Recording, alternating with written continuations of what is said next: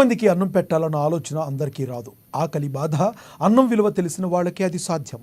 అలాంటి మంచి ఆలోచన దృక్పథం కలిగిన గొప్ప నాయకుడు కంది శ్రీనివాసరెడ్డి. 3 ఏళ్ల క్రితం ఆదిలాబాద్ గడ్డపై నిత్యాన్నదాన కార్యక్రమానికి శ్రీకారం చుట్టి దాన్ని నిర్విఘ్నంగా కొనసాగిస్తున్నారు. పట్టణంలోని తన క్యాంపు కార్యాలయం ప్రజాసేవ భవన్ వద్ద ప్రతిరోజు వందలాది మంది ఆకలి తీర్చుతూ తమ గొప్ప మనసును చాటుకుంటున్నారు.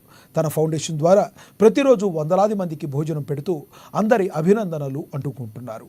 అక్కడ భోజనం చేసిన వాళ్ళంతా అన్నదాత సుఖీభవ అంటూ కంది శ్రీనివాసరెడ్డిని నిండు మనసుతో దీవిస్తున్నారు.